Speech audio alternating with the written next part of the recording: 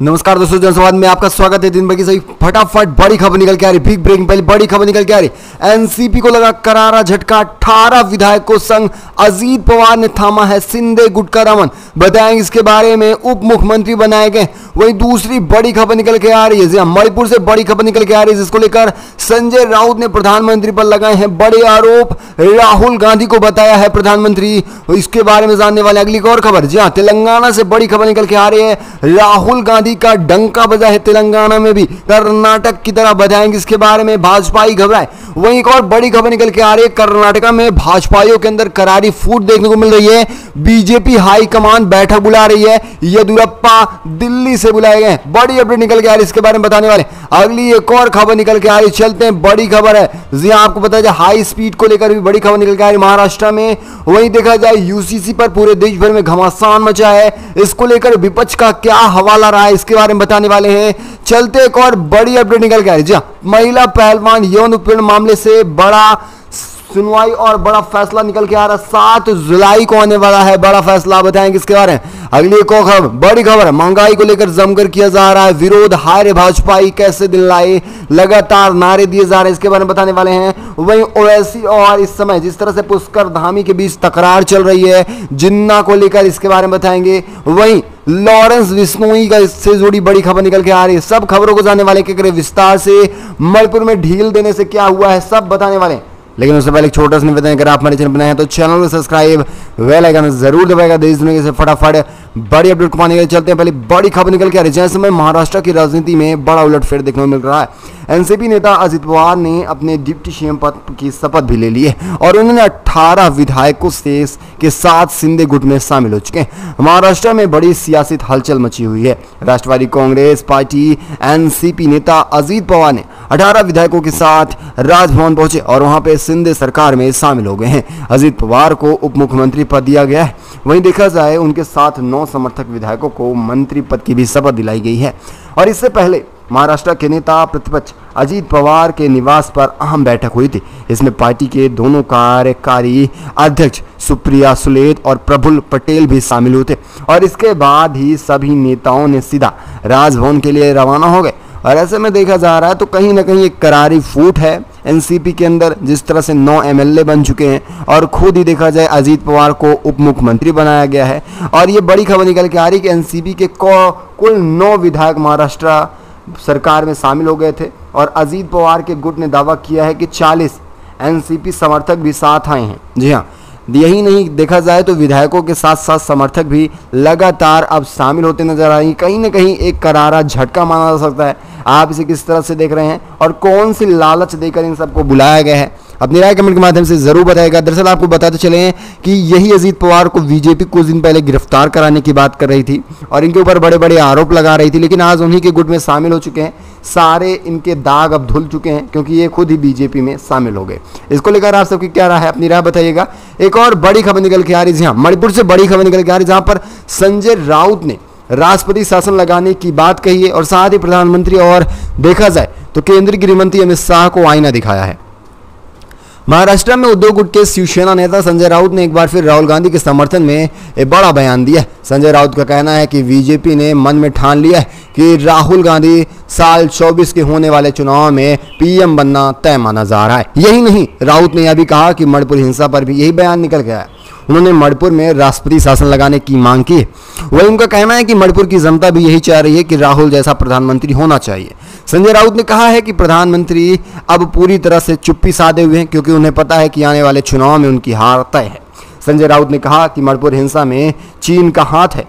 चीन मणिपुर में घुस गया है और उस पर हमला करना चाहिए। लेकिन इधर देखो तो न तो रक्षा मंत्री चुप्पी तोड़ रहे हैं, न गृह मंत्री बोलना चाह रहे हैं और न ही प्रधानमंत्री मणिपुर का दौरा करना चाह रहे हैं। इन सब को लेकर आप सबकी क्या राय है, अपनी राय जो कमेंट के माध्यम से दीजिएगा। जी हाँ, एक और बड़ी खबर निकल गया है, राहुल गांधी का तेलंगाना दौरा, फतह करना चाह रहे हैं तेलंगाना।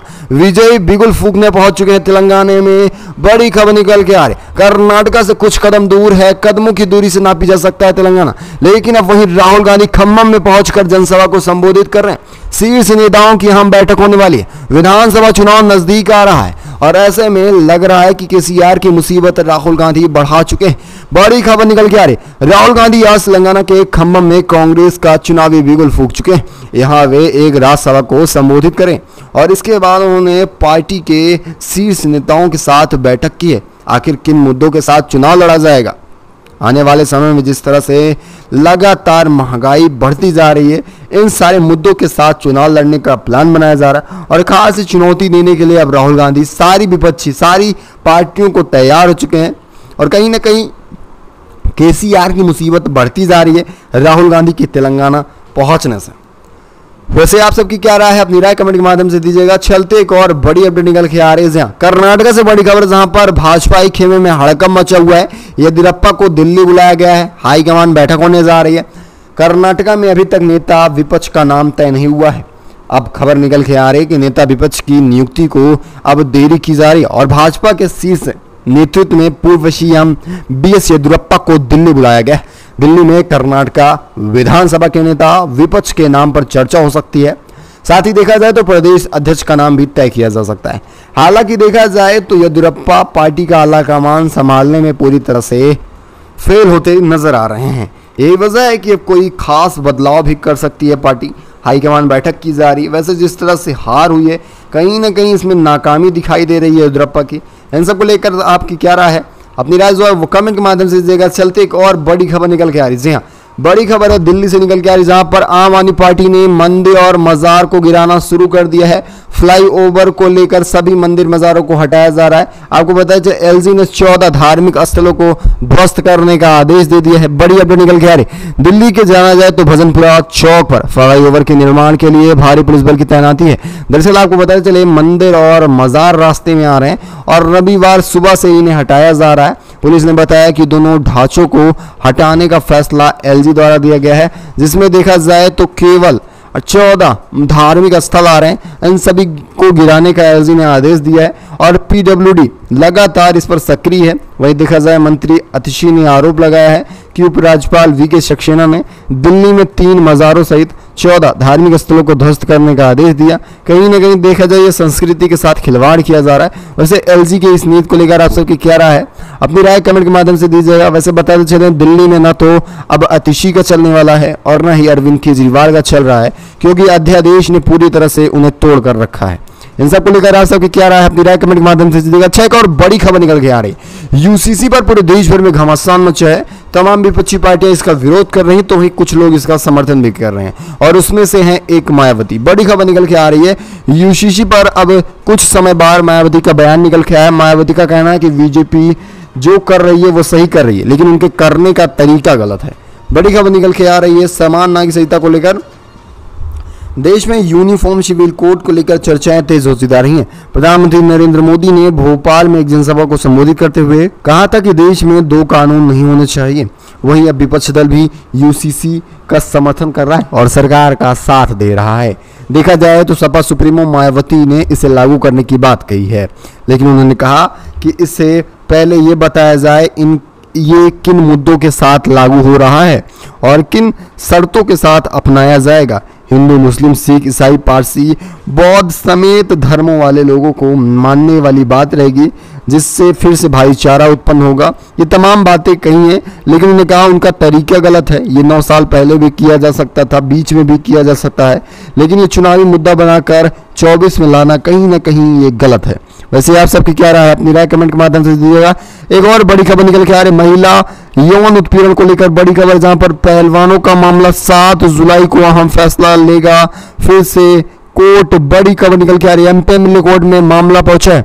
दिल्ली की एक अदालत पर इस बात का फैसला 7 जुलाई को आने वाला है कि महिला पहलवान का कथित तौर पर यौन उत्पीड़न करने के मामले में भारतीय कुश्ती के निवर्तमान अध्यक्ष बृजभूषण शरण सिंह के खिलाफ दिल्ली पुलिस द्वारा आरोप पत्र पर संज्ञान लेना होगा या नहीं लेना होगा, यानी बृजभूषण की गिरफ्तारी होगी या नहीं होगी।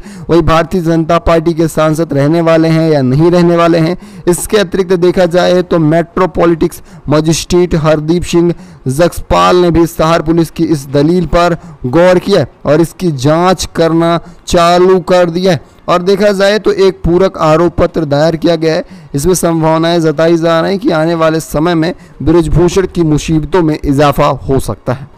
इसको लेकर आप सबकी क्या राय है, अपनी राय कमेंट के माध्यम से दीजिएगा। क्या बृजभूषण को कुछ होने वाला है या नहीं, या फिर सरकार का हाथ बृजभूषण के ऊपर है और सरकार किसी न किसी तरीके से उन्हें बचा ही लेगी? अपनी राय कमेंट के माध्यम से बताइएगा। अच्छा, चलते हैं, एक और बड़ी खबर निकल के आ रही है इस समय असदुद्दीन ओवैसी और देखा जाए तो उत्तराखंड के सीएम पुष्कर धामी के बीच तकरार चल रही है और देखा जाए जिन्ना के ऊपर मामला उठा है।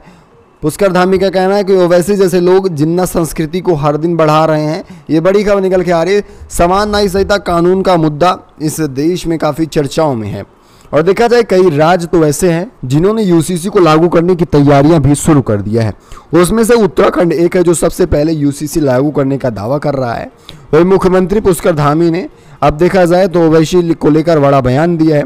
उन्होंने कहा कि कुछ ऐसे लोग हैं जो जिन्ना संस्कृति को आगे बढ़ा रहे हैं और प्रतिदिन ये बढ़ाते रहते हैं। एक दिन पहले ओवैसी ने प्रधानमंत्री नरेंद्र मोदी के अल्पसंख्यक कल्याण बजट से 40% की कटौती को लेकर सवाल किए थे, जिस पर उनका जवाब रहा है। उन्होंने कहा कि प्रधानमंत्री नरेंद्र मोदी के नेतृत्व में देश आगे बढ़ रहा है और देखा जाए तो विश्व स्तर पर भी जाना जा रहा है, लेकिन यहाँ हिंदू मुस्लिम की राजनीति कर केवल और केवल जिन्ना के इशारों का एक नया हवाला दिया जा रहा है। ये सारी बातें निकल के आ रही हैं। वैसे आप सबकी क्या राय है जो लगातार यूसीसी पर घमासान मचा है, इसके बारे में बताइएगा। चलते एक और बड़ी अपडेट निकल के आ रही है। जी हाँ, बड़ी खबर है, आपको बताया लॉरेंस बिश्नोई समेत कई गैंगस्टर को अब अंडमान की जेलों में शिफ्ट किया जा रहा है। लगातार हड़कंप मचाए हैं पूरे देश भर में, जिसको मन कर रहा है धमकियां दे रहे हैं, जिसको मन कर रहा है मारने की बात कर रहे हैं। तो इन सबको देखते हुए अब गृह मंत्रालय ने बड़ी कार्रवाई करते हुए इन्हें अंडमान यानी समुद्र के बीच फेंक दिया।